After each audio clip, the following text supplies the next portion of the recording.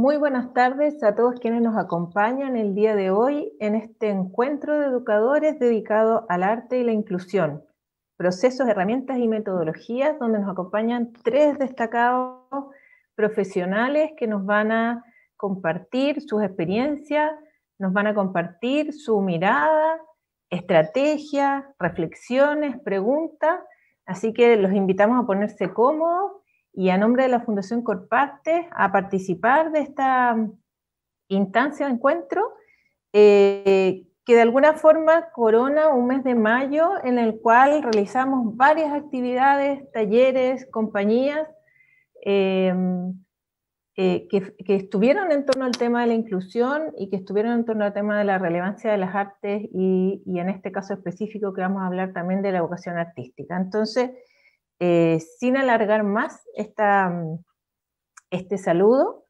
quiero dejar con ustedes, y aquí voy a leer para no equivocarme, a presentarles a nuestros invitados de hoy, a Daniela Cobos, licenciada en arte y profesora de artes visuales de la Universidad de Chile, con estudios de posgrado en teoría e historia del arte y un doctorado en didáctica de la educación artística de la Universidad de Valladolid, España, además de un doctorado en filosofía y estética en la Universidad de Chile. Ahí está todo el...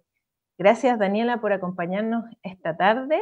Quiero también presentar inmediatamente, para que sepan a todos nuestros invitados, y ya le iremos dando la palabra a cada uno, a Sebastián Mardones, profesor de música con experiencia en educación y rehabilitación, es musicoterapeuta en el Instituto Teletón de Santiago y participa del equipo de la Unidad de Terapias Artísticas Creativas. Hola, Sebastián. Y también nos acompaña esta tarde Francisca Gallardo, que es artista plástica y arte terapeuta de la Universidad de Chile. Es jefa de la Unidad de Terapias Artísticas Creativas del Instituto Teletón de Santiago, la UTAC, que nos decían ahí su sigla, donde bueno, desarrollan todo un trabajo de arte terapéutico con niños, niñas y jóvenes en situación de discapacidad.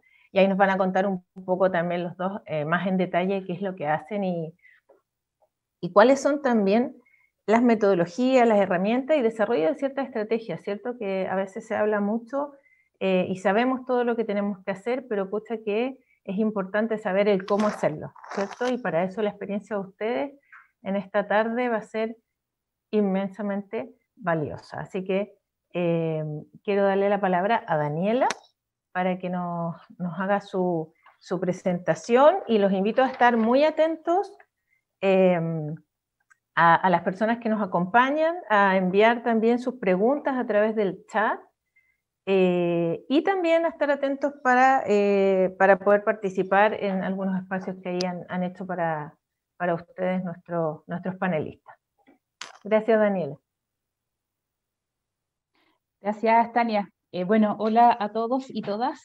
Primero, quiero agradecer la invitación, me siento muy honrada y especialmente por compartir escenario virtual con Francisca y con Sebastián. Creo que es una súper bonita oportunidad de comenzar a hablar de arte e inclusión de una manera inclusiva, ¿cierto? Incluyendo relatos desde la educación, que es lo que yo hoy día voy a conversar con ustedes, y desde espacios que trabajan las artes con personas en situación de discapacidad. Así que muchas gracias. Voy a compartir pantalla y les voy a contar de qué voy a hablar. Bueno, la pregunta cae de cajón, ¿se ve? Espero que se vea bien. ¿Se ve bien, Tania? Perfecto. Bueno, hay que se amplíe esta cosa. Bueno, primero, para comenzar el diálogo, por supuesto que tenemos que preguntarnos ¿de qué hablamos cuando hablamos de educación artística inclusiva? Y para partir hablando o incorporando el concepto de inclusión en nuestra conversación, yo voy a tomar como referencia el concepto de inclusión que maneja la UNESCO, que lo plantea en su Agenda 2030 y que dice lo siguiente. La Agenda 2030 de la UNESCO expresa que la educación debe centrar sus esfuerzos en garantizar una educación inclusiva, equitativa y de calidad para promover las oportunidades de aprendizaje durante toda la vida para todos y para todas. Por lo tanto, y acogiéndome a esta definición, voy a definir la educación artística inclusiva como aquella que promueve oportunidades de aprendizaje artístico para todos y todas. ¿Y desde qué experiencias? Desde experiencias que permiten sentir, desde experiencias que promueven la exploración, desde experiencias que promueven la apreciación artística y también que invitan a niños, niñas, jóvenes y adultos a experimentar, a crear y a comunicar. Por supuesto que este conjunto de habilidades para quienes nos desempeñamos en el ámbito educativo formal y tradicional nos suena bastante porque se expresan claramente en el currículum escolar y también tienen que ver con las dos formas que tienen niños, niñas, jóvenes y adultos de relacionarse con las artes, como un proceso en donde yo percibo el arte, donde yo observo, donde yo soy un espectador de las artes, y también desde un proceso y desde una experiencia como creador y comunicador de emociones y sentimientos usando diferentes lenguajes artísticos.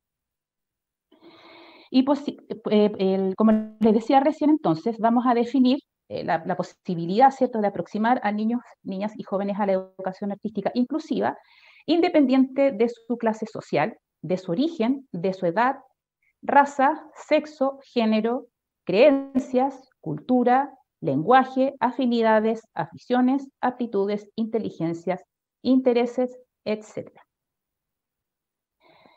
Pero asimismo, como ya tenemos claro qué es una educación artística inclusiva, creo que también es importante mencionar cuándo una educación artística deja de ser inclusiva.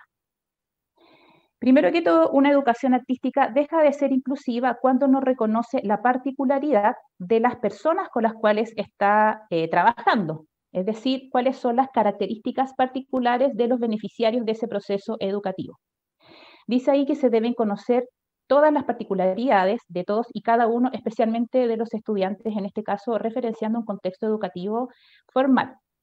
¿Y por qué uso esa imagen de referencia? Porque me ha pasado durante toda mi vida, desde que hacía clases en colegios hasta ahora que hago clases en universidad, que cuando voy a dar inicio a alguna actividad práctica, lo primero que me dicen mis alumnos y alumnas es: no sé dibujar.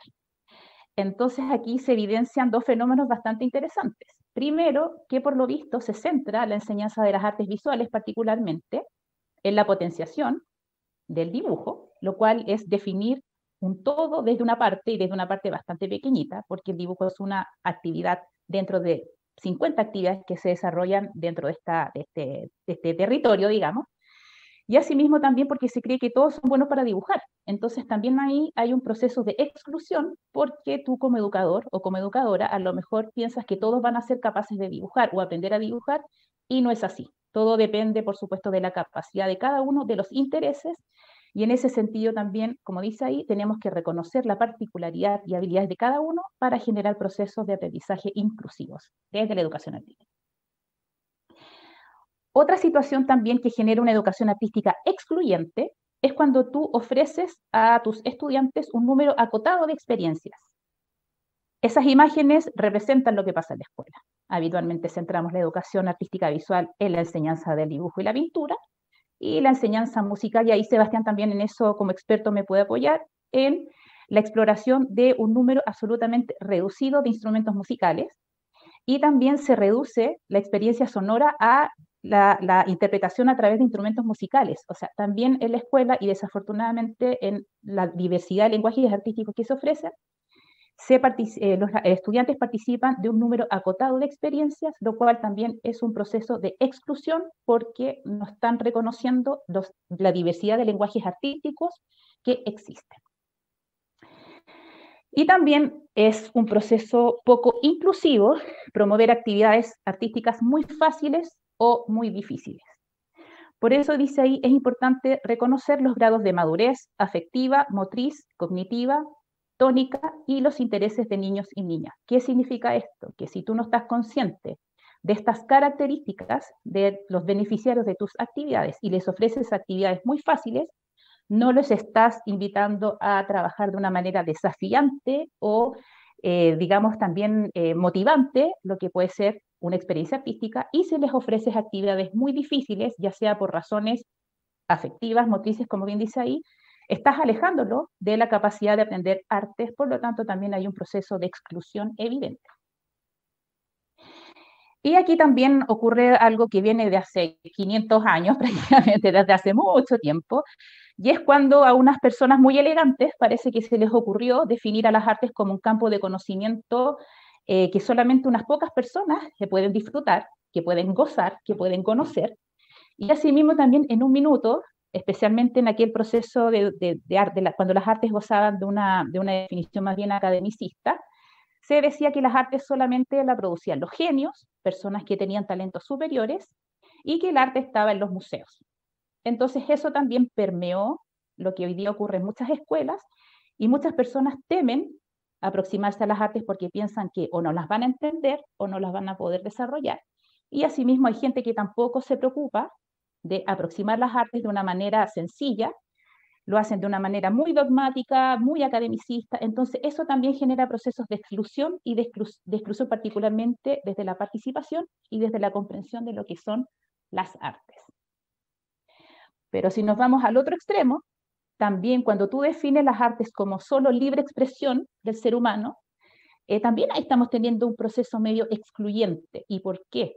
Porque efectivamente, en primera instancia especialmente, las artes surgen, la verdad es que en la primera infancia no se puede llamar como artes, pero empiezan procesos exploratorios de los lenguajes artísticos de manera natural, pero ¿qué ocurre? Que esa actividad efectivamente es para primera infancia, pero muchas veces se piensa que la actividad de autoexpresión tiene que ser a los 6 años, tiene que ser a los 10 años, tiene que ser a los 15 años y así sucesivamente hasta que el niño o niña sale del colegio.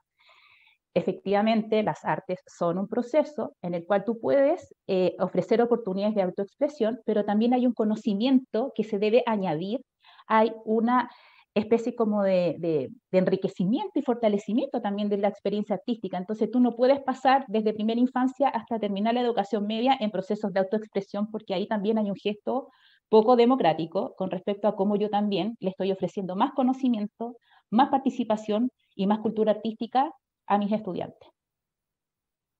Por otra parte también, ¿dónde nosotros podemos o dónde habitualmente se desarrollan estas actividades de educación artística inclusiva?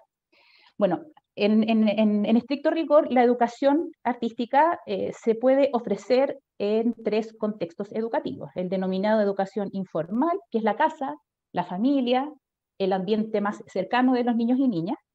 También tenemos los espacios de educación no formal, que corresponden a, por ejemplo, museos, que corresponden a espacios culturales de algunas comunas, ciertos centros culturales de algunas regiones, es decir, todo lo que está extramuros de la escuela se denomina educación no formal.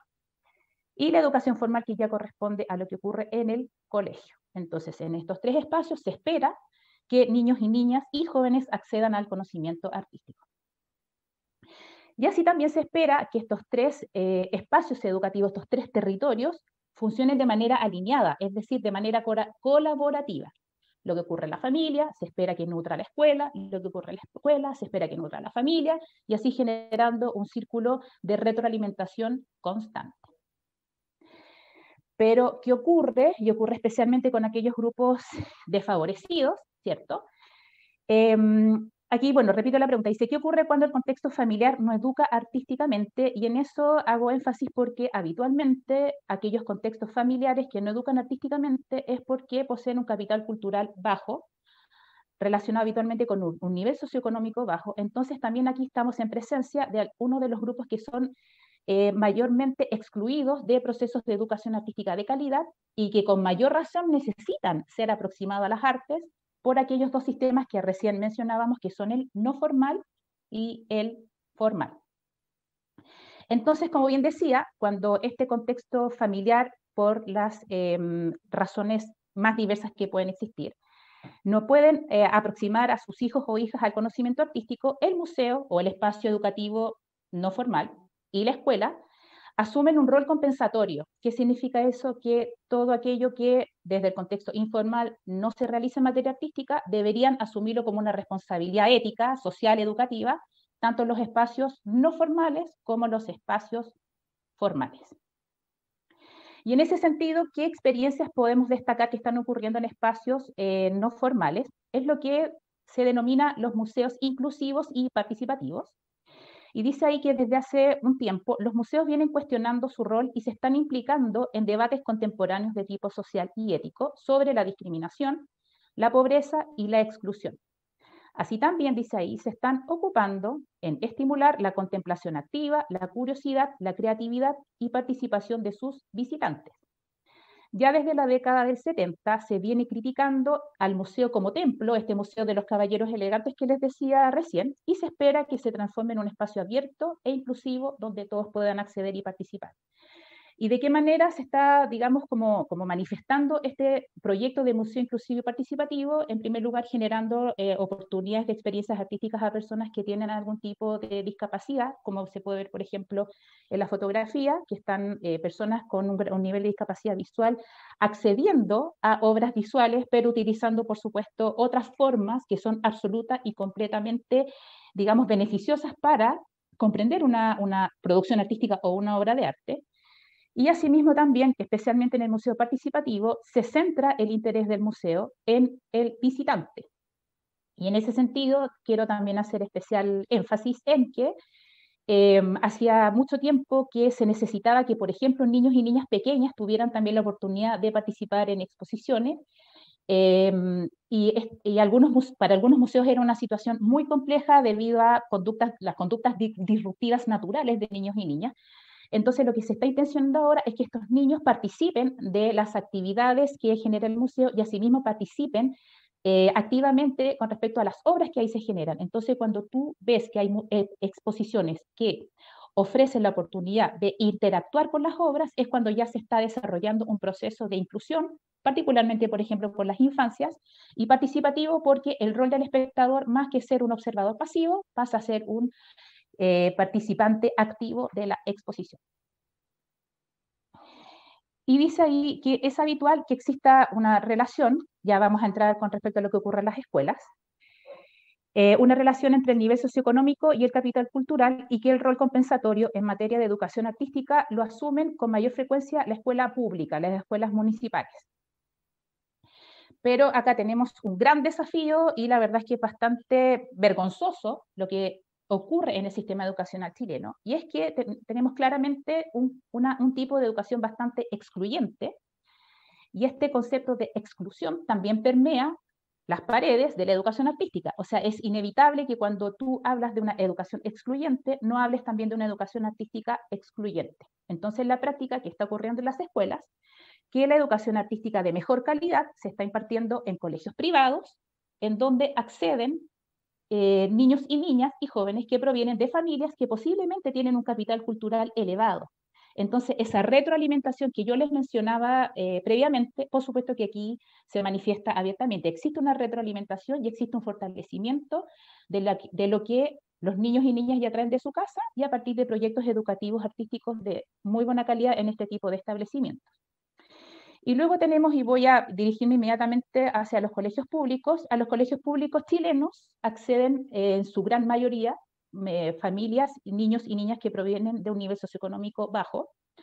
Y eso está directamente relacionado también con el capital cultural que cada familia posee. Por lo tanto, aquí tenemos una evidencia de que existe una exclusión educativa en materia de educación artística, porque el rol compensatorio que aquella escuela pública debe asumir con aquellos niños y niñas que, ya decíamos, provienen de familias donde probablemente las experiencias artísticas son reducidas, se asumen, pero se asumen también con una calidad cuestionable, porque desafortunadamente, y en eso existe literatura que lo respalda, los profesores de arte que desarrollan clases en educación básica muchas veces no tienen formación en arte. Entonces enseñan o desde la intuición o enseñan desde el poco conocimiento artístico que tienen, entonces se genera una concatenación abominable de lo que va a recibir ese niño en materia artística. No lo recibe en su hogar, no lo recibe en su escuela y es poco probable también que desde la educación no formal lo reciba. Por lo tanto, aquí tenemos una evidencia de cómo la exclusión educativa también se manifiesta en el tipo de educación que los niños y niñas reciben y en qué tipo de establecimiento. Y luego ahí también me hago otra pregunta. Dice, ¿cómo llevar a cabo una educación artística inclusiva?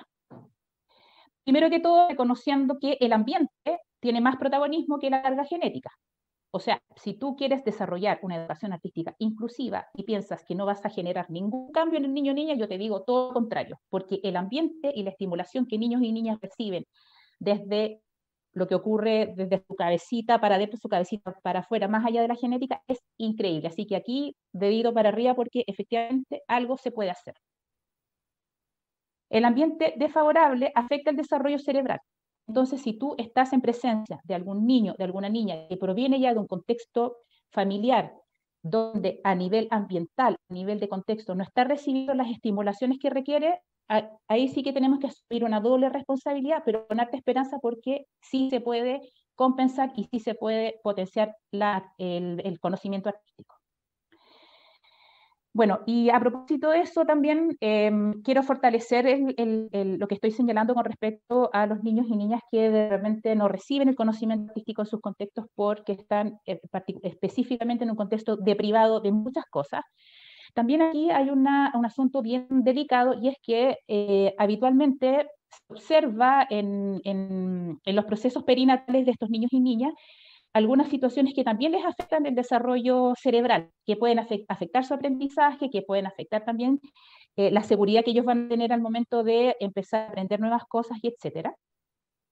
Y especialmente tiene que ver con los cuidados que a lo mejor esa madre tuvo durante su embarazo y que desafortunadamente, y en eso también hay literatura que lo respalda, hay una relación súper directa entre nivel socioeconómico bajo y malas condiciones o condiciones perinatales que de repente no gozan de la tranquilidad o de la seguridad o del control, digamos, que uno esperaría. Entonces, por ejemplo, si tú tienes un estudiante que proviene de este contexto de privado y que sumado a eso, su madre tuvo un embarazo en malas condiciones ambientales, sometida a estrés, a violencia, a lo mejor controles prenatales no continuos, a lo mejor tuvo alguna dificultad en acceso a servicios de salud, falta de información, a lo mejor hubo consumo de tabaco, de drogas, de alcohol, una malnutrición, etcétera. Todo esto afecta el desarrollo cognitivo, motriz y emocional y las funciones ejecutivas y las capacidades de aprender de estos niños y niñas. Por lo tanto, yo siempre hago énfasis en esto, que es hacia allá que tenemos que dirigir especialmente nuestros esfuerzos para potenciar en ellos especialmente, no quiero decir una educación artística, sino que los beneficios que trae para su desarrollo el explorar las artes desde primera infancia y explorarlo de una buena manera. Aparte de eso, para gozar de las artes no se requiere de una inteligencia especial. O sea, yo soy profesora de arte, vamos a estar con otros colegas de arte y no somos personas ni superdotadas ni que ni que seamos iluminados. Todos tenemos la posibilidad de gozar de las artes, de entenderlas, de estudiarlas, por lo tanto, la naturaleza de las artes es inclusiva. Y para ello quiero hacer ahora una actividad y no sé, Tania, si habrá algún voluntario para hacer una actividad cortita por ahí.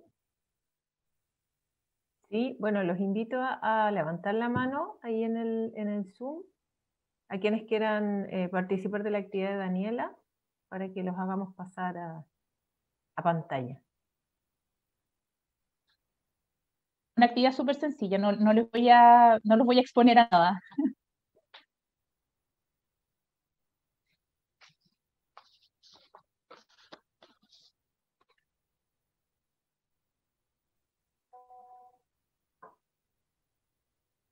¿Tenemos a alguien, Felipe? ¿O invitamos a Francisca?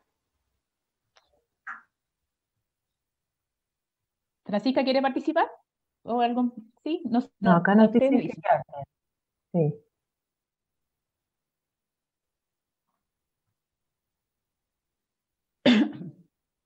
Todos atentos.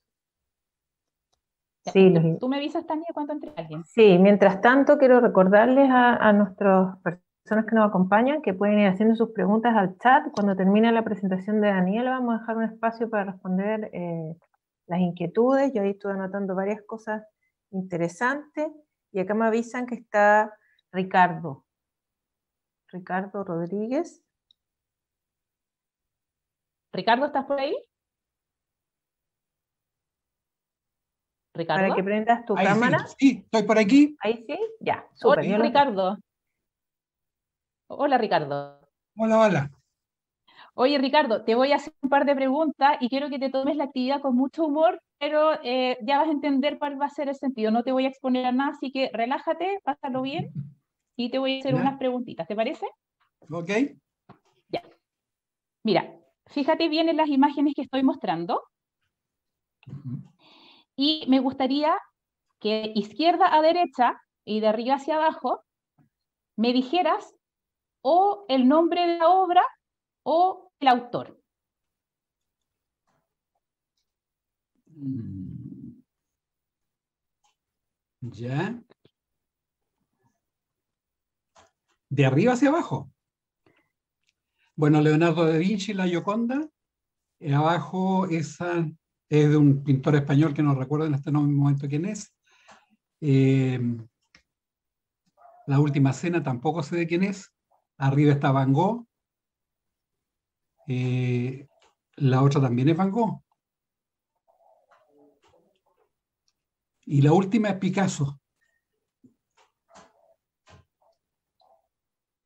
La amarilla no recuerdo de quién es.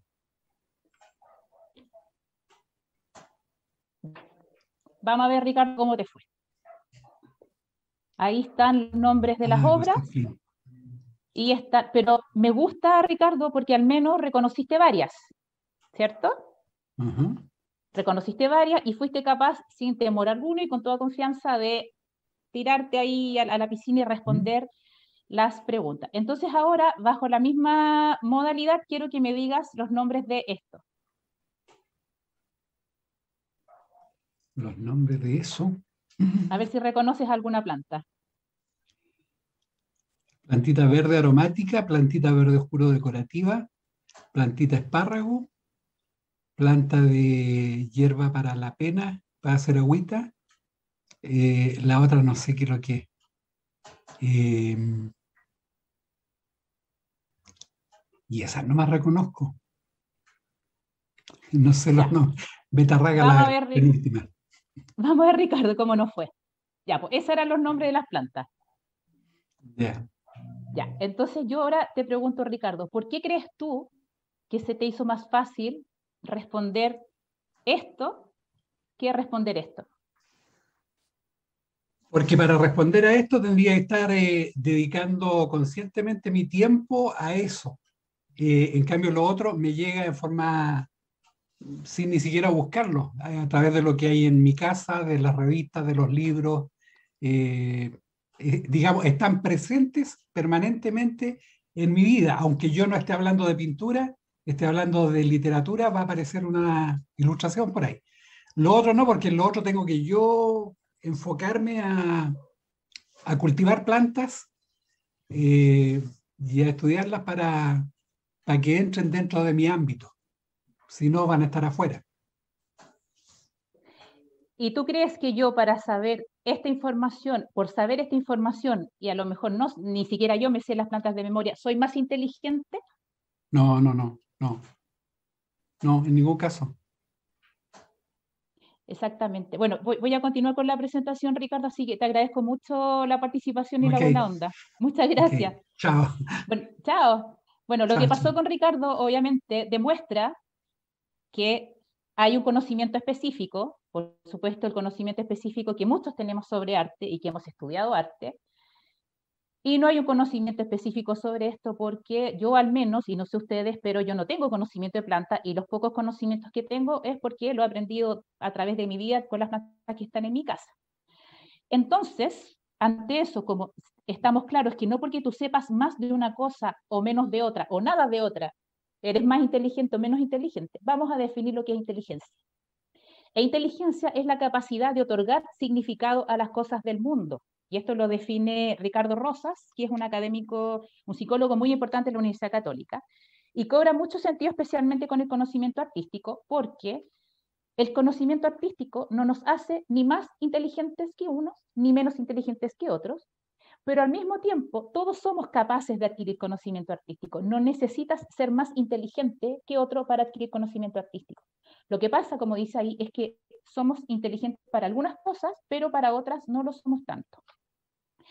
Entonces, en este proceso de otorgar significado a las cosas, nuevamente el medio ambiente, como les decía recién, juega un rol protagónico. Por lo tanto, en la medida que tú más facilitas conocimiento artístico, en la medida que tú más permites que tu estudiante otorgue significado a las cosas, estás generando un proceso inclusivo. Y eso también está dado por la capacidad que tienes tú también de ofrecer una serie de diferentes experiencias y no centrarlas en unas pocas.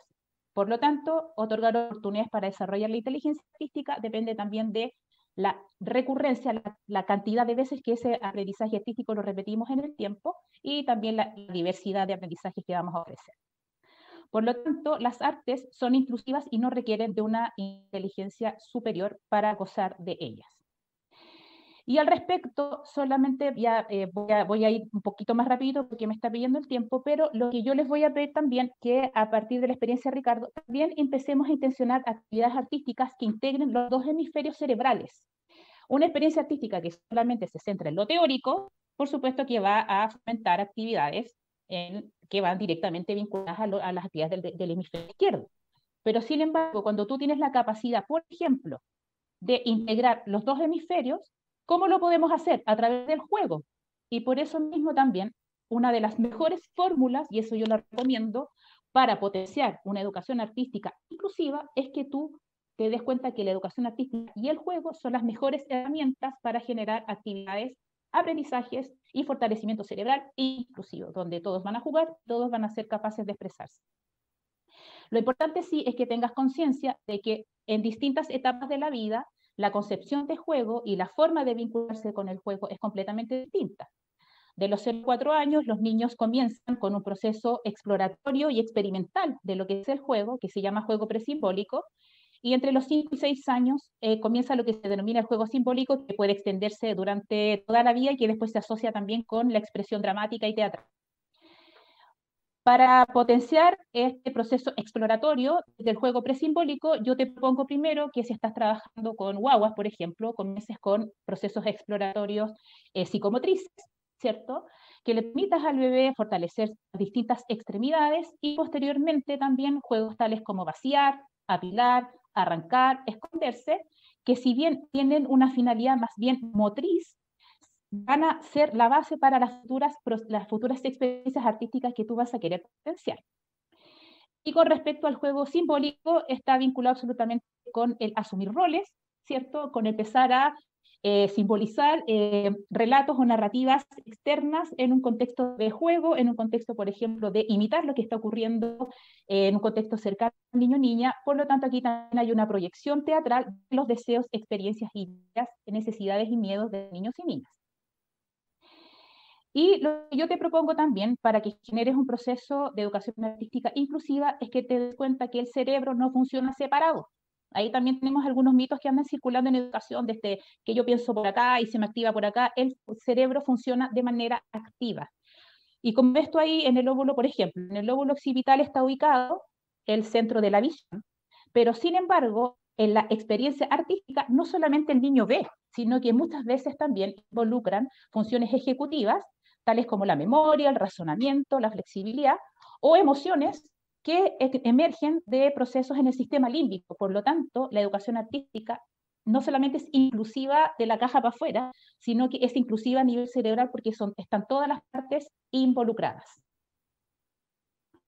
Y luego ya para ir cerrando, dice por qué es necesario pensar en una educación artística inclusiva.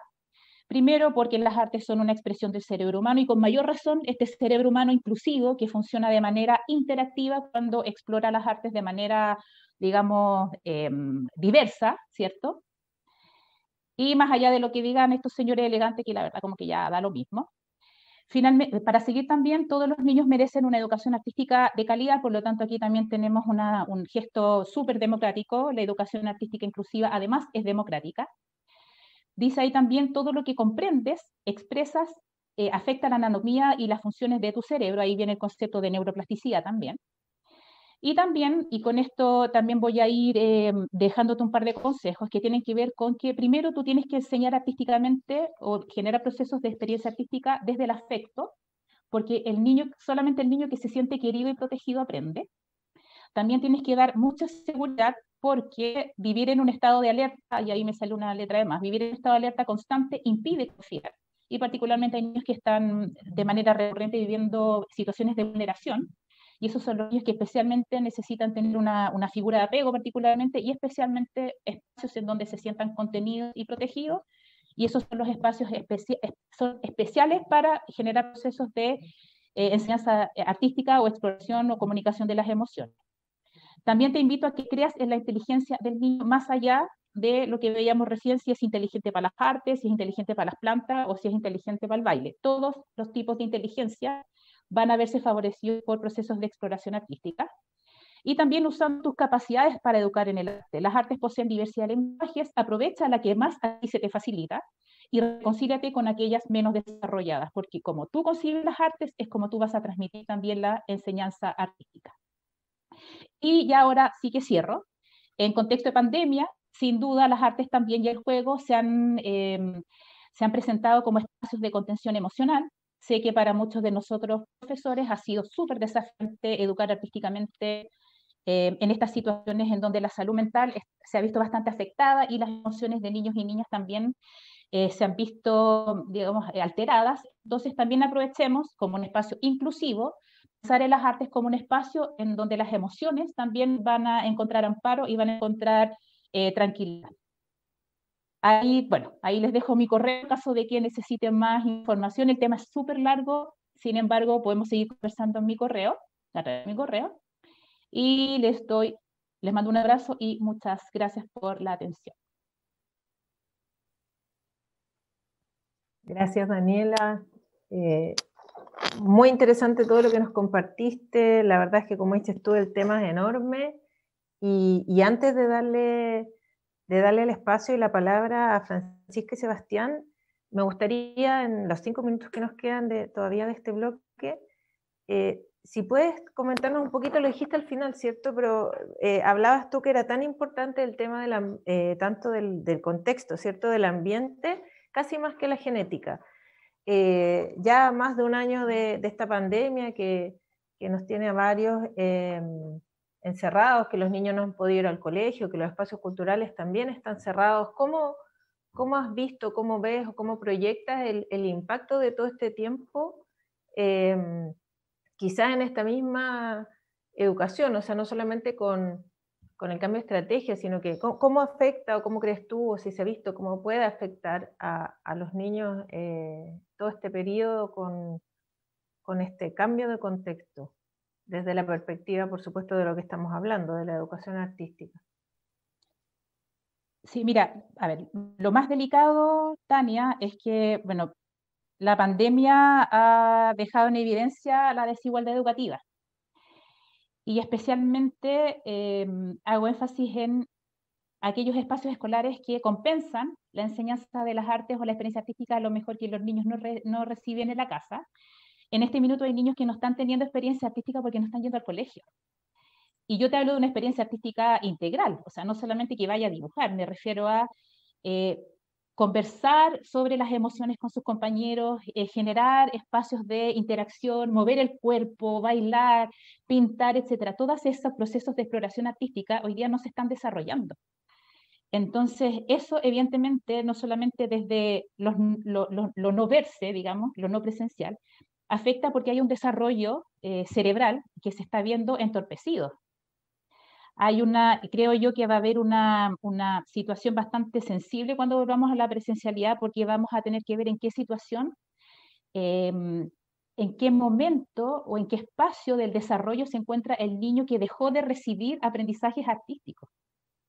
Y es súper delicado, Tania, porque, insisto, es el nivel socioeconómico bajo o los espacios donde conviven personas que tienen mayores dificultades económicas, en donde esta privación o esta alteración o siento yo como ausencia de sentires, es donde están, digamos, como siendo más castigados.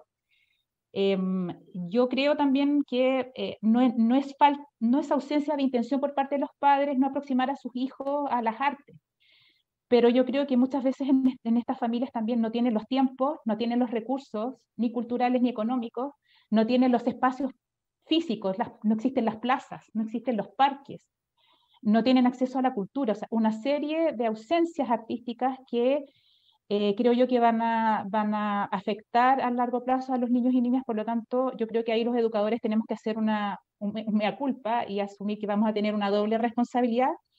Y no va a ser fácil, pero yo espero también que nos hagamos, ojalá, cargo y podamos resolver esa ausencia que ya van a llevar, ya 1 año y medio que los niños no van al colegio, que podamos de alguna manera también compensarlo. Gracias, Daniela. Vamos a tener que ponernos todos las pilas más aún para ponernos al día, ¿cierto? Sí, bueno, ahí nos va a quedar un ratito al final para otros comentarios. Quiero darte las gracias nuevamente y quiero invitar a Sebastián Mardone y Francisca Gallardo, profesionales de la Unidad de Terapias Artísticas Creativas del Instituto Teletón de Santiago, para que compartan esta segunda parte del bloque y recordarle a las personas que están participando, que nos puedan mandar sus preguntas a través del chat para que las hagamos al final de su exposición. Muchas gracias, Francisca. Gracias. Hola, Tania. Bueno, aquí estamos con Sebastián. Vamos a presentar los dos. Yo primero voy a partir. Y para comenzar, obviamente, darles la bienvenida a este espacio ahora que vamos a presentar de Teletón. Darle las gracias también a Corpartes por esta invitación y este espacio de conversación, y ojalá que tengan preguntas al final de la presentación. Sería súper interesante que pudiéramos ahí discutir algunos temas que vayan apareciendo. Bueno, lo primero para partir, ¿cuáles son nuestras herramientas? ¿Desde dónde nosotros trabajamos las terapias artísticas creativas? Daniela ya nos contó sobre las artes, sobre la neurociencia, y ahora vamos a hacer un viaje hacia otro lado que tiene que ver con el uso de las artes desde una mirada terapéutica. Y aquí nosotros en Teletón, en la Unidad de Terapias Artísticas Creativas, utilizamos 4 grandes herramientas fundamentales, que son estas metodologías de la danza terapia y la terapia corporal, la dramaterapia y el juego teatral. Luego también tenemos la arte terapia y la musicoterapia. Y a través de estas 4 metodologías trabajamos un proceso terapéutico en apoyo a la rehabilitación de niñas y jóvenes con discapacidad, obviamente utilizando, por lo tanto, el lenguaje artístico y facilitando los procesos terapéuticos mediante el uso, como dice acá, de la metáfora y de la expresión no verbal. Basamos nuestro trabajo, y también creo que lo decía Daniela, en esta capacidad creadora. Nosotros creemos y sabemos que todas las personas, todos los seres humanos tenemos presente esta capacidad de crear, de hacer, por el cual fomentamos entonces a que cada uno y cada una desarrolle de manera integral este potencial. Y los profesionales de UTAC son artistas visuales, músicos, bailarinas, profesores y además profesores de las distintas áreas también. Y también ellos mismos son especialistas en arte terapia, musicoterapia y terapias corporales. Bueno, ¿y dónde ocurre, que uno podría decir, esta magia? ¿Dónde ocurre este proceso terapéutico? En un espacio potencial. Este espacio potencial acuñado por Winnicott, que es en definitiva un espacio tanto tangible, físico, que nosotros podemos construir, visual, pero también un espacio intangible que tiene que ver con todo lo relacionado al ambiente psicológico o emocional que nosotros podamos integrar, y que es tan importante para el aprendizaje y para que sucedan un montón de cosas más que les vamos a ir contando. Bueno, este espacio obviamente tiene que ser personalizado, cada grupo es distinto, cada grupo es único, sus integrantes son distintos y también distintos a sí mismos en el día a día, ¿cierto? Cada sesión, quizás cada taller que ustedes realizan no es el mismo que la vez anterior por una cantidad de situaciones y contextos en particular.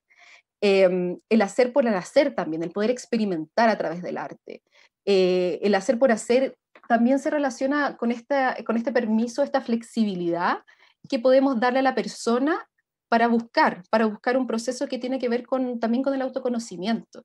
Y ese proceso de autoconocimiento a través del hacer por hacer sin buscar un resultado, la persona se da el permiso a sí misma, pero también tiene que ver cómo el contexto me da ese permiso para yo sentirme cómodo y seguro, como dice aquí, este espacio seguro, para poder explorar sin miedo a equivocarme, sin miedo al error.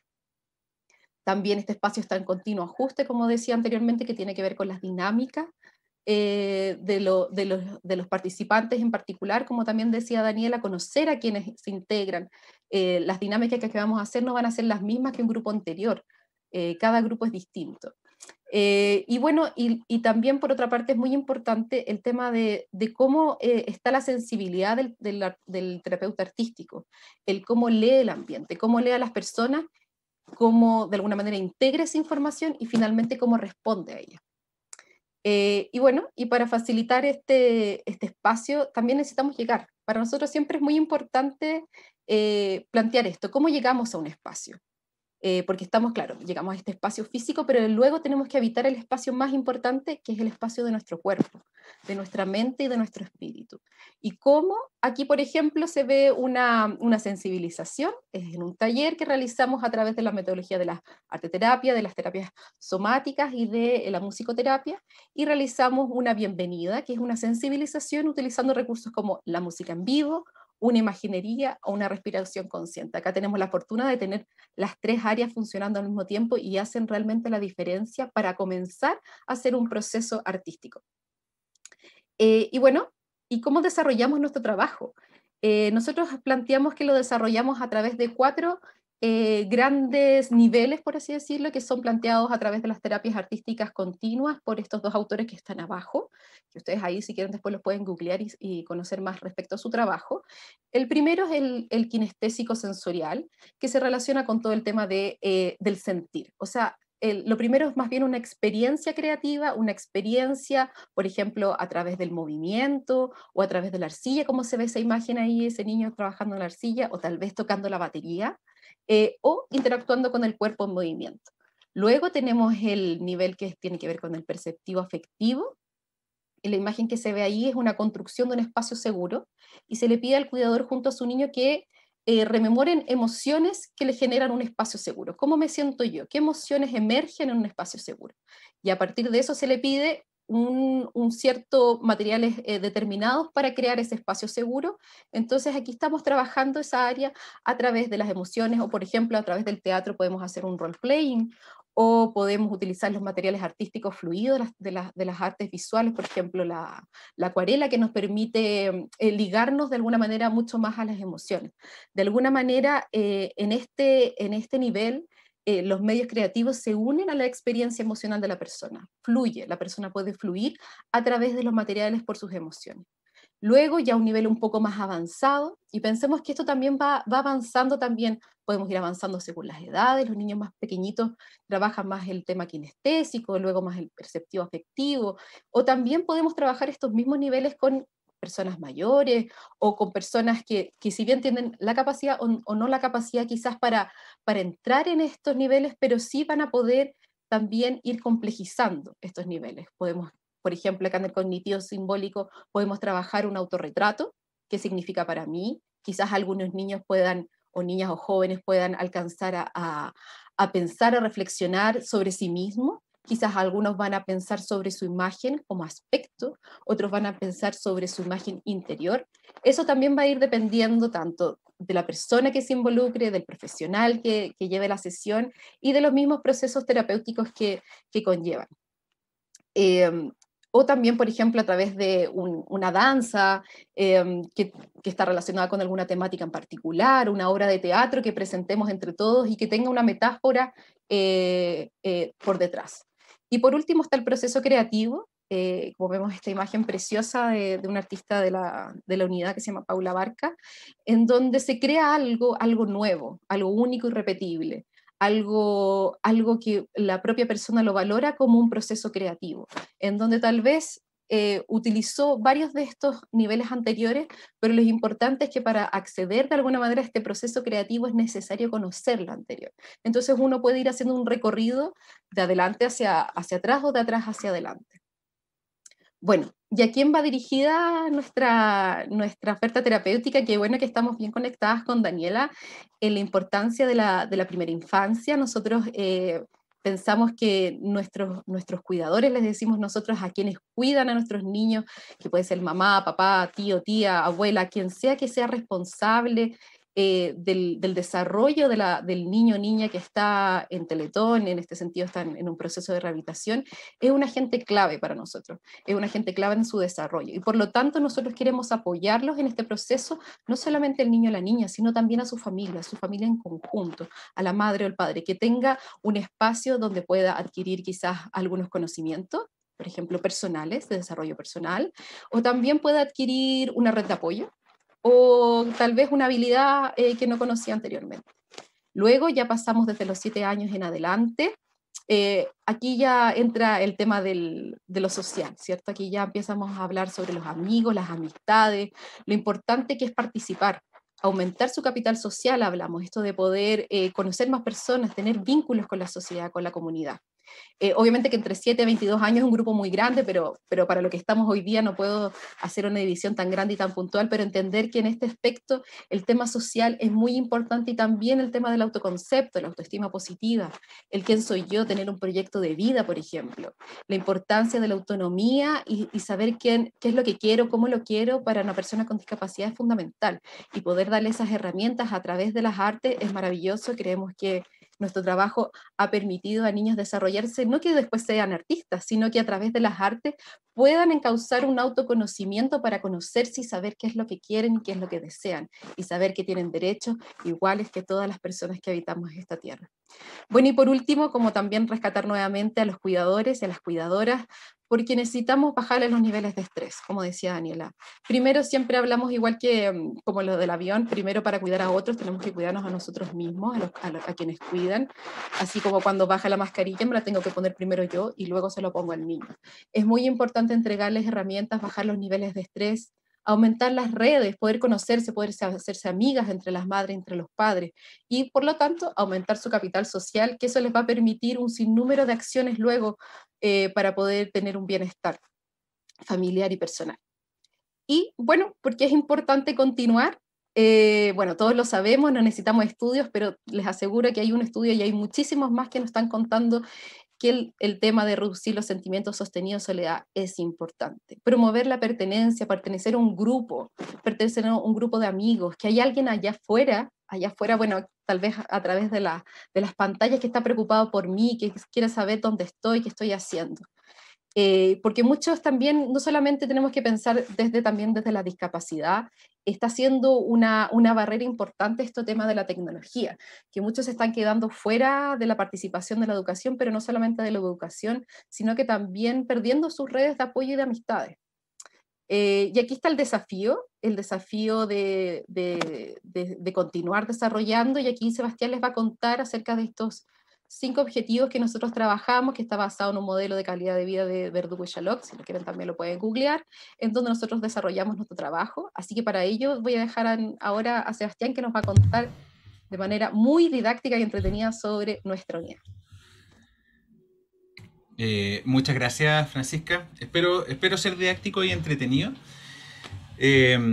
Bueno, primero partir contando que parte fundamental de nuestro trabajo tiene que ver con la creatividad. No por nada el nombre de la UTAC, como se dijo al principio, es la Unidad de Terapias Artísticas Creativas, ¿ya?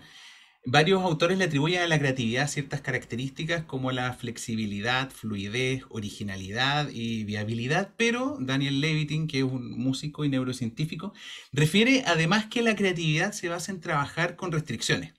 O sea, cuando hablamos de viabilidad, no solo tengo que pensar en lo que podemos hacer, sino que necesariamente voy a tener que pensar en lo que no puedo hacer.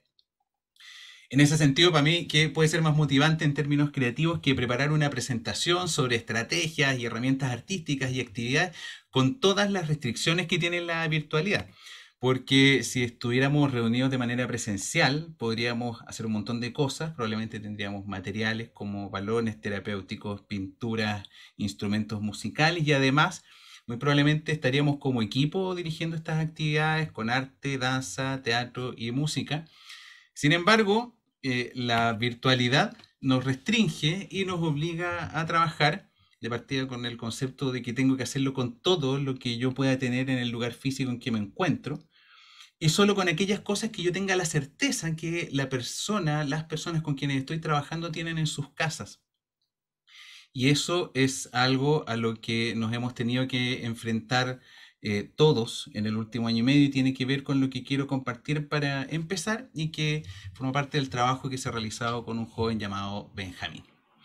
Benjamín es un joven que estaba con enormes niveles de estrés y ansiedad a mediados del año pasado, como la gran mayoría de nosotros, la verdad.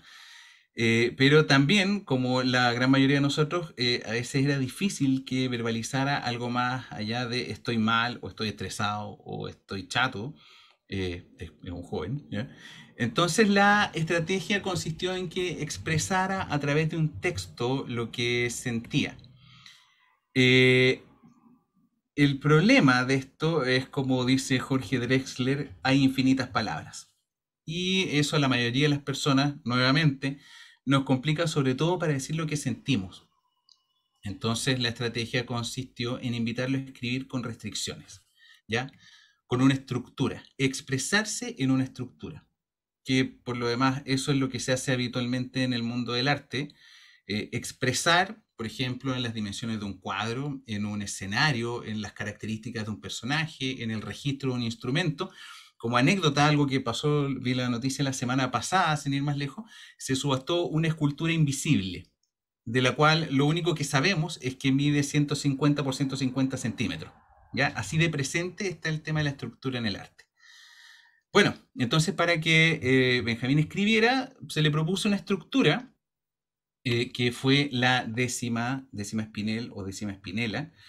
No me voy a extender mucho sobre la décima, pueden buscar información, está disponible en internet, pero lo primero es que quisiera mencionar 4 cosas. Lo primero es que, como su nombre lo dice, son 10 versos. Lo segundo es que cada verso tiene 8 sílabas u octosílabos. Lo tercero, y esto explica el por qué elegir esta estructura, es que es increíblemente popular en toda Latinoamérica y en Chile también. Y nosotros hablamos de octosílabos, en octosílabos de manera cotidiana, como por ejemplo, me levanté tempranito, o los pregones en la feria, llevé la papa casera, me volví loco casera también, también están en octosílabos.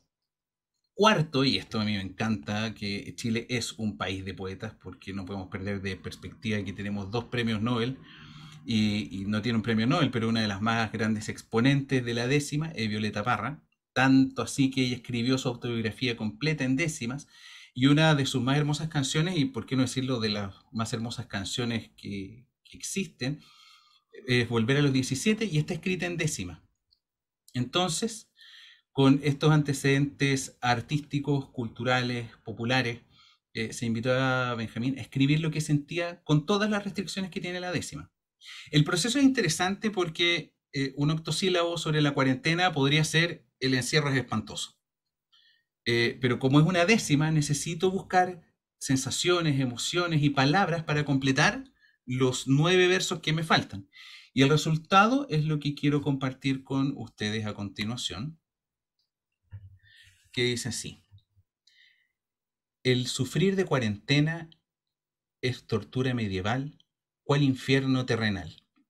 No sé si valdrá la pena esta maldita condena. Contemplando el universo me encuentro escribiendo versos. Solo me queda esperar, tener fuerzas y aguantar estos momentos adversos.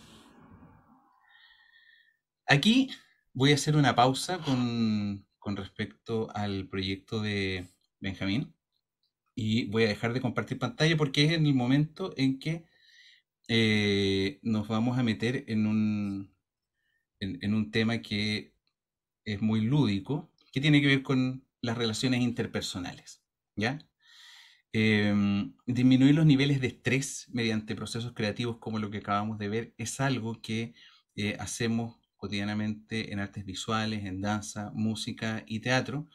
Pero ahora quiero abordar el tema de las relaciones interpersonales y esto es algo que hacemos principalmente a través del juego. Usamos adivinanzas, juegos de pregunta y respuesta, bailes, imitaciones, etc. Y aquí, con respecto a la música, quiero hacer un pequeño alcance musical.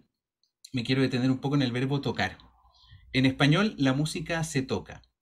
Nano Stern, en una entrevista, comenta que en turco, que esto es muy bonito, la música se roba. Pero en la mayoría de los idiomas la música se juega. Entonces quiero invitar a algunos voluntarios, quienes quieran participar, a jugar algo muy sencillo. Cada uno puede hacerlo desde su casa, por supuesto. Entonces me dijeron que en este momento yo tenía que preguntarle a los técnicos si teníamos algunos voluntarios que pueden levantar la mano. Francisca ya se anotó. Liceo Humberto Díaz Casanueva también está ahí levantando la mano. Matthew González, Pancho Herrera, Javiera Francisca Bermúdez Rojas. Oye, qué gran nombre.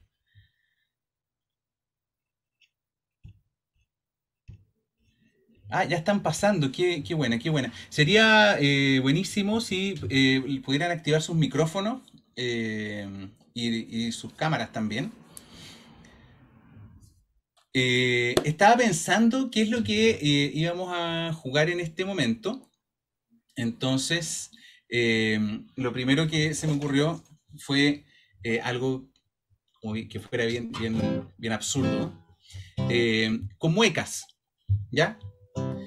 ¿Alguien, por favor, podría poner una mueca? Yo puedo levantar una ceja, algo que me resulta muy bien. Lucero, pero tú no, perdón, M. Rivas también. Ya, entonces vamos a hacer una mueca a la cuenta de 3. 1, 2, 3. ¿Ya?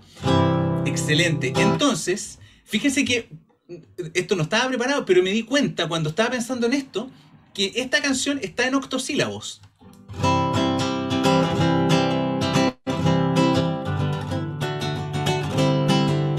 A ver si la conocen. Si la conocen, pueden bailar, mover la cabeza y en el momento de la palabra clave que van a reconocer, hacen la mueca. No te quiero ni decir lo que tengo preparado. Es un juego divertido y se llama congelado.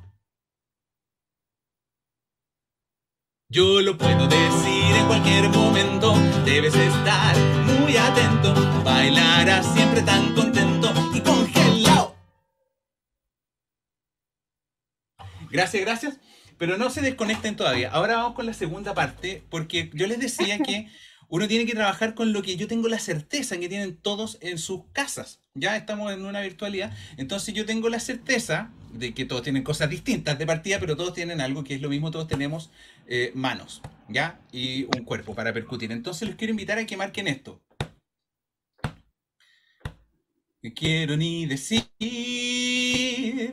lo que tengo preparado. Es un juego divertido. Ya no cuesta nada, ¿cierto? Ya vamos a cambiar, vamos a hacer un tórax y una palmada. No te quiero ni decir lo que tengo preparado. Es un juego divertido y se llama congelado. Ya, a nadie le costó, ¿verdad? ¿No? Ya, entonces para subir el nivel de dificultad, vamos a agregar un chasquido. Yo sé que no todo el mundo puede hacer esto. Yo conozco gente adulta que no puede hacer esto. Es más, yo lo puedo hacer solo con una mano, con la otra no me resulta. Ya, entonces vamos a agregar el chasquido entre medio del tórax y la palmada. Entonces va a sonar así. ¿Ya? No te quiero ni... Vamos al Liceo Humberto Díaz Casanueva. No te quiero ni decir lo que tengo preparado. Juego divertido y se llama congelado. Perfecto. Ahora yo puedo inferir muchas cosas por lo que veo en la pantalla. Por ejemplo, donde está Pancho Herrera hay una guitarra, así que infiero que él tiene facilidad para esto. Así que le vamos a pedir a Pancho que marque el otro chasquido que es de vuelta. Entonces hago tórax, chasquido, palmada, chasquido. ¿Ya? No te quiero ni decir lo que tengo preparado. Es un juego divertido y se llama congelado. Perfecto, ya, ahora lo vamos a hacer a la velocidad real. Entonces esto va a sonar... Bueno, la risa es muy contagiosa, ¿no? Está muy bien, está muy bien. Si uno juega y no se ríe, estamos perdidos. Bueno, la idea es que uno empiece a jugar con esto, empiece a involucrar todo el cuerpo, con los pies, con las manos, etcétera, y que llegue un punto en que estemos todos riéndonos porque la verdad es que a nadie le resulta bien, ¿ya? Incluso una vez yo me caí haciendo este ejercicio, pero no voy a contar esa historia en este momento. Oye, muchas gracias. Por favor, les tengo que pedir que volvamos con la presentación.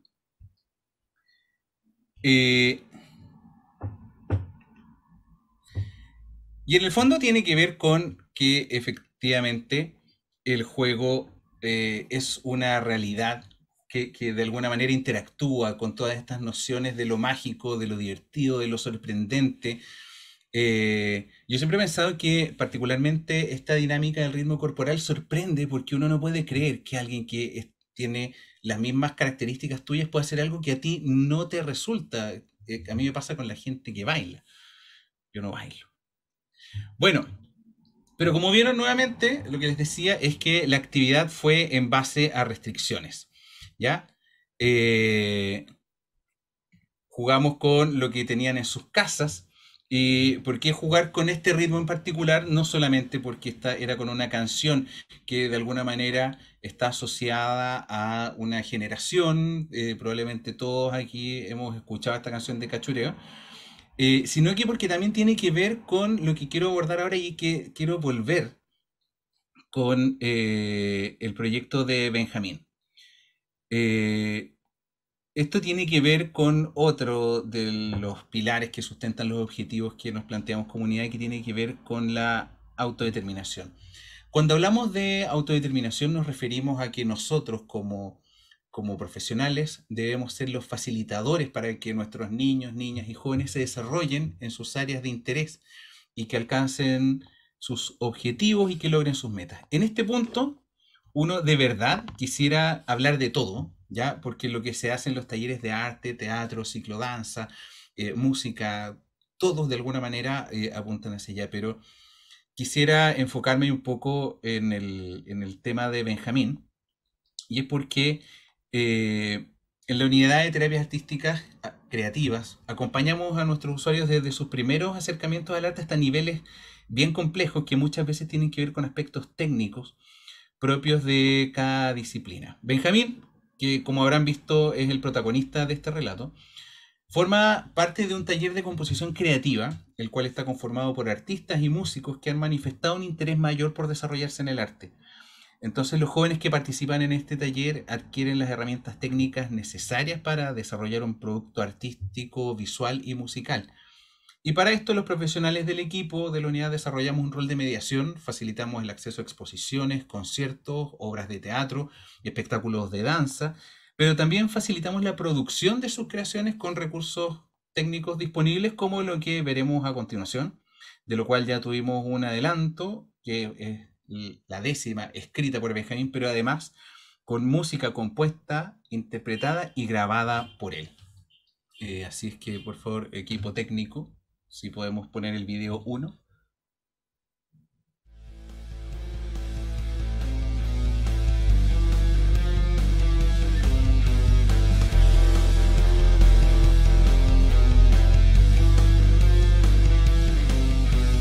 Pa' que te cuento cómo estoy, no sé si te lo imaginas, ya no salgo ni a la esquina, no sé ni para dónde voy, ni a dónde vengo, ni a dónde estoy. Me jodieron la visión, la radio y la televisión, escupiéndole este viento, pa' que sepan lo que siento.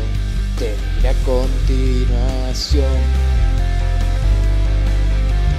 El sufrir de cuarentena es tortura medieval, cual infierno terrenal. No sé si valdrá la pena. Mierda, tengo que aguantar esta maldita condena.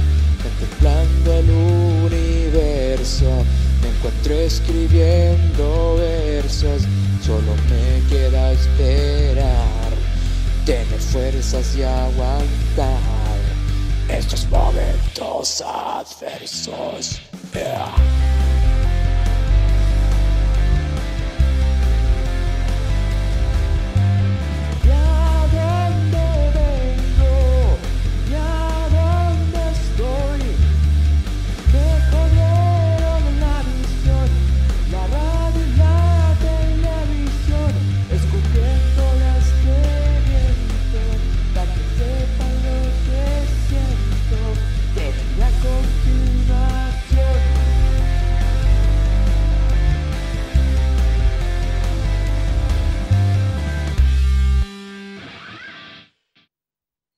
Muchas gracias.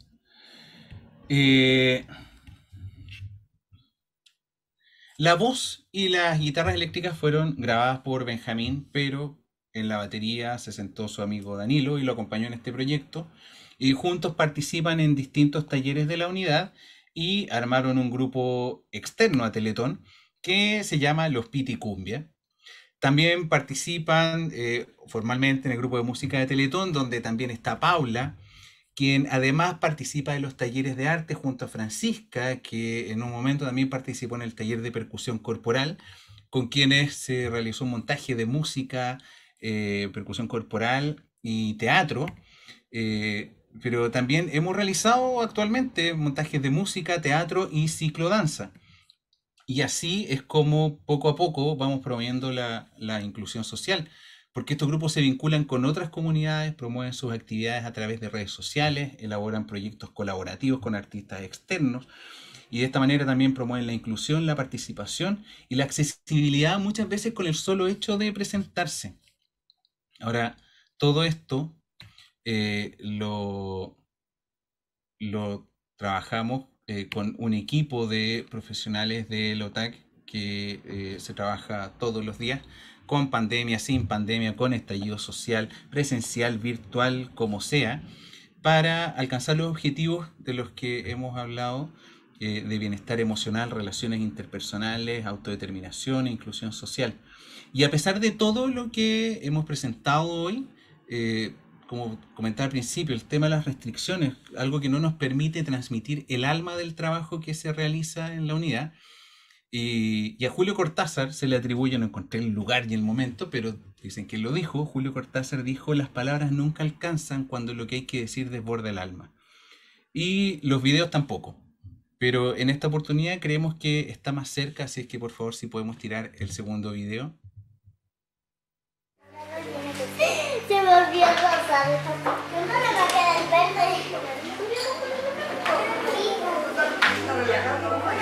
Si quieres, cuando estén listos los bonitos, después les vamos a echar con la fría, para que se queden listos en mi suela.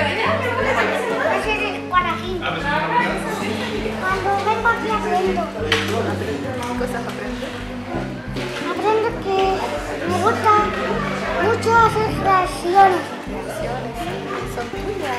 ¿Tienes tus otras creaciones en la casa? Sí, algunas. Como el gato, ¿te acuerdas? Sí. Los que aparecen ahí en tu cuadro. Sí, lo tengo ahí en mi casa. ¿En tu casa? ¿Y en tu casa? Sí, en mi casa. ¿Y qué hacemos con esto? ¿Terminamos de ¿Ah? Ahora, así es cierto. Vamos. ¿Qué pasa? No pasa nada. Ya, posición. Vamos. Niños, toma aire, recuerda respirar. Respire, muévete suave y avanza hacia el costado.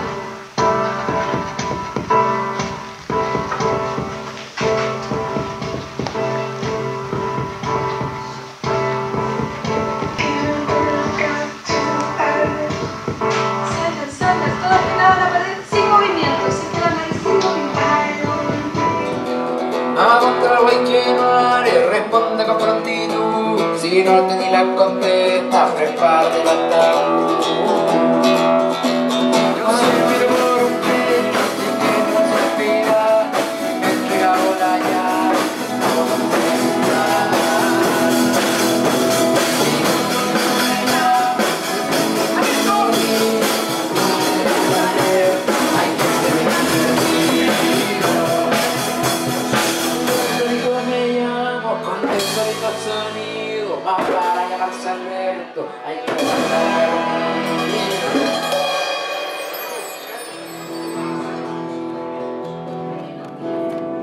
¿Quieres tu sombrero? Un elefante. Hola, ¿Quién eres? ¿es usted? Yo soy el aviador. Mucho gusto. ¡Hop! ¡Hop! Rápido. No. ¿Hasta que termine? ¡Ya! ¡Vamos! 1, 2, 3. ¡Digo, principita! ¡Que venga, que venga, que venga! ¡Que se vaya, que se vaya, que se vaya! ¡Que venga, que venga, que venga! ¡Que se vaya, que se vaya, que se vaya!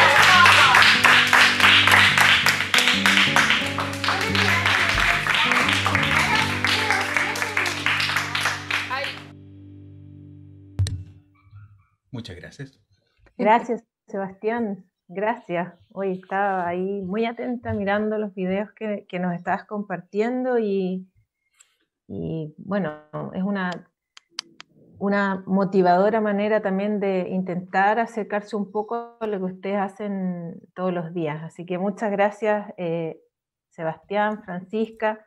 Quería preguntarles algo quizás muy concreto, pero que habla un poco de la relevancia de lo que venimos hablando, ¿cierto? De la inclusión, la educación artística. ¿Desde cuándo? Porque ustedes hablaban de esta unidad, ¿cierto? La UTAC. ¿Cuándo se forma esta unidad? Que finalmente los nombres construyen ciertas realidades, entonces eso debe haber sido como formalizar algo que se debe haber estado haciendo siempre. Y bueno, ahí ustedes presentaban al equipo.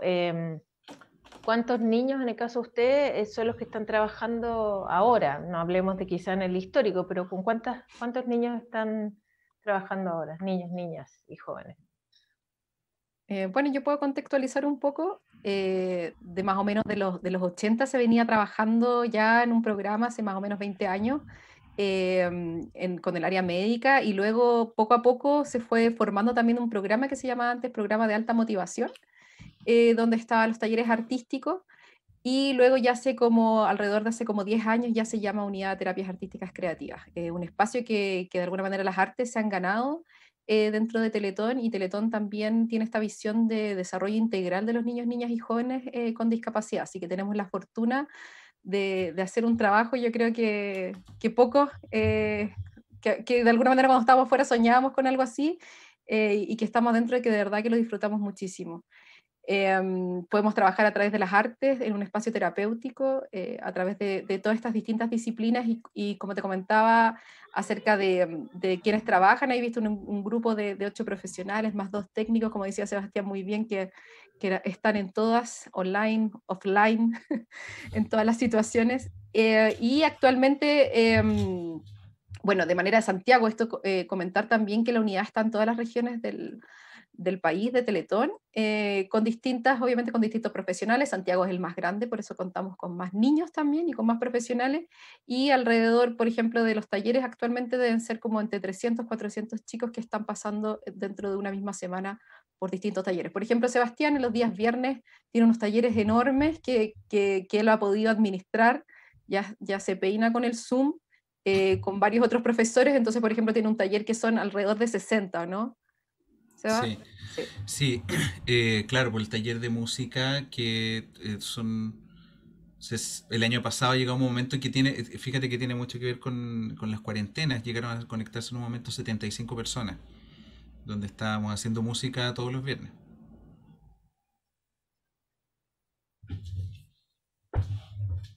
Sí, un número importante de gente, como todos también adaptándose, ¿cierto?, a los contextos, a la virtualidad, a los formatos.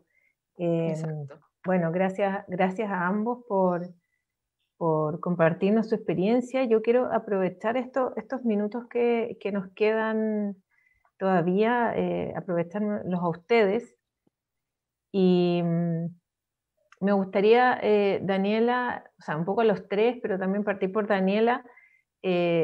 El contexto, bueno, se ha hablado mucho, ¿cierto? Un contexto desafiante, este tema de también la virtualidad, hablamos de los colegios cerrados, y también el desafío que ha significado para los educadores y los profesores, los mediadores, adaptarse a los contextos, siempre pensando en que los niños, las niñas, los jóvenes no dejen, ¿cierto?, de vincularse con la experiencia artística, por todo lo que tú nos contabas un poco al principio.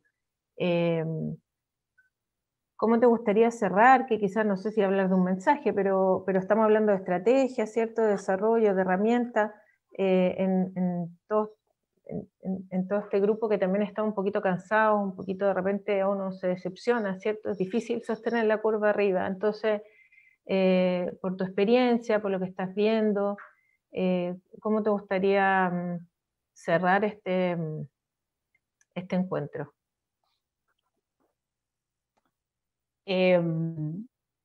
A ver, la verdad voy a cerrar, dijo la patúa. Me gustaría participar del cierre, sacándome el sombrero por mis colegas profesores.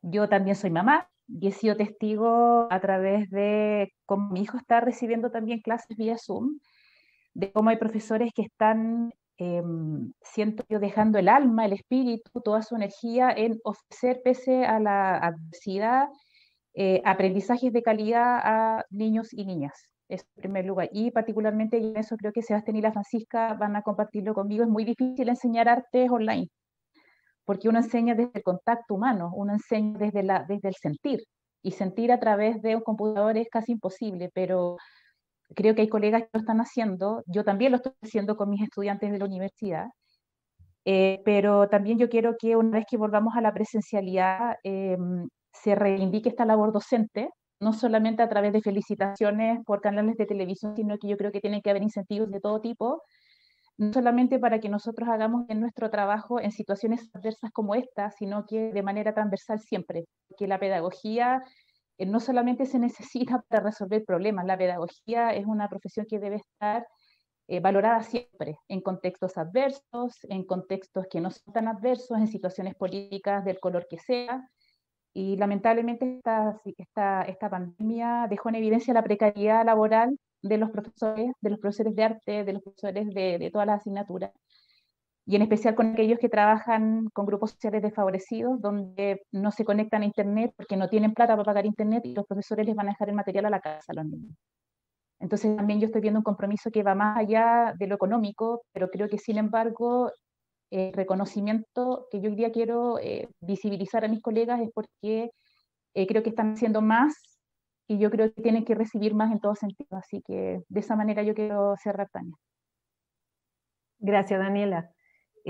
Sebastián, Francisca, a mí me gustaría también darle el espacio para que puedan cerrar, pero también me gustaría compartirles una reflexión, porque en general uno ve las prácticas inclusivas, ya sea artística o de otro tipo, y lo que vemos en la Teletón, que son todos para personas en situación de discapacidad, ¿cierto? ¿Creen que estamos avanzando o qué dificultades ven ustedes para que podamos avanzar en esta diversidad? O sea, que seamos quizás personas, lo hablaba Daniela, ¿cierto? De esto de las particularidades, lo inclusivo apuntado a las particularidades de las personas.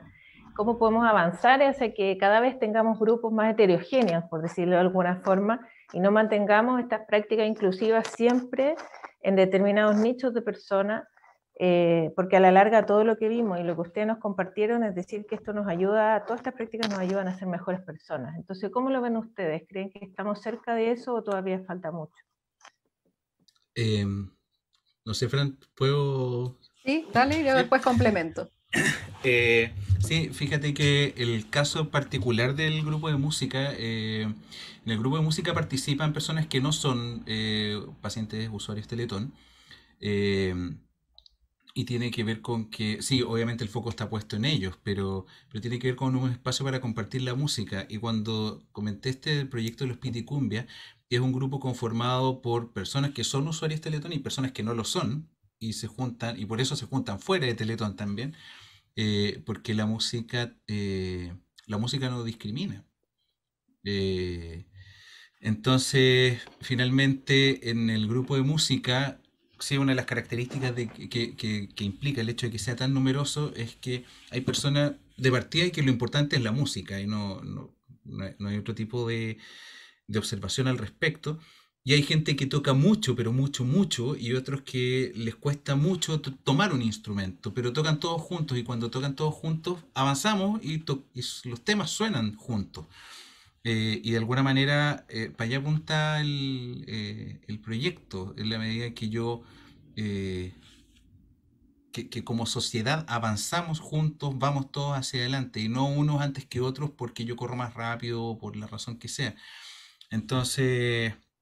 Claro, en el caso de las artes, por ejemplo, pasa lo mismo con ciclodanza, y así se da en otros talleres de arte donde lo importante es el arte, lo que nos reúne.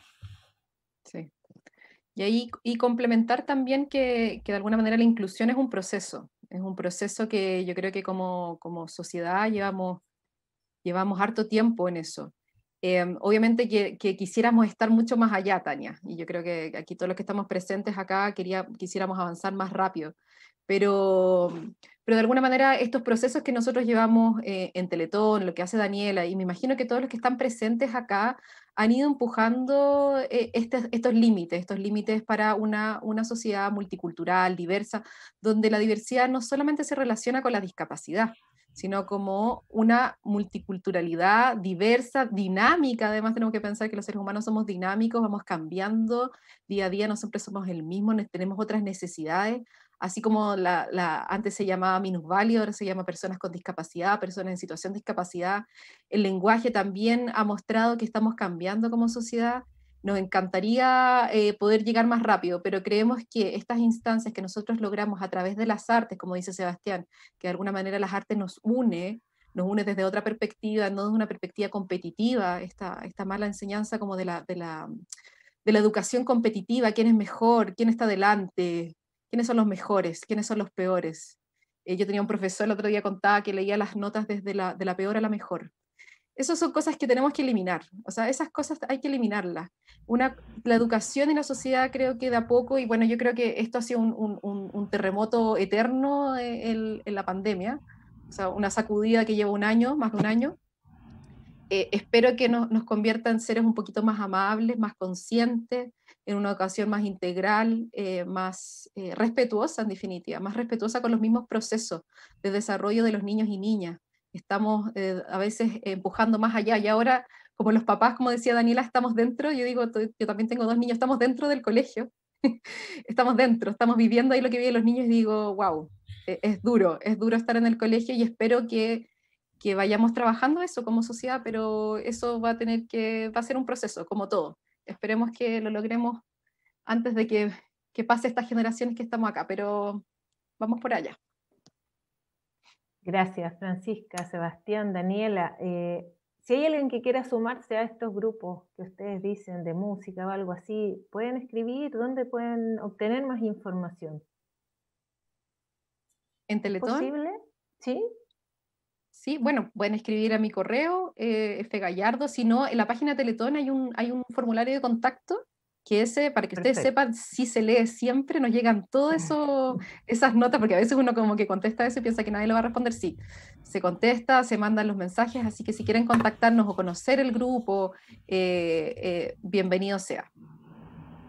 Súper, entonces nos quedamos con el contacto de ustedes, con el de Daniela, con toda esta energía increíble de ustedes. Muchas gracias, esperamos también haberles dado un espacio no solamente útil, sino que también motivador, reflexivo, como dices tú, para vivir conscientes. Entonces, gracias. Quiero, a nombre de Fundación Corpartes, también agradecer a todos quienes se conectaron, dejarlos invitados a que visiten nuestra página web y sigan en nuestras redes las actividades, y en lo inmediato, este jueves tenemos una charla llamada Procesos Creativos con la compañía Teatro Cinema a las 6:30, antes del partido, para que no se preocupen, ahí están, donde podemos también, desde la experiencia de una compañía de teatro tan destacada como esta, también seguir todo lo maravilloso que nos dan las artes. Así que muchas gracias, Daniela, Sebastián, Francisca, y muchas gracias a todos, para que nos vemos en otra oportunidad. Que estén muy bien.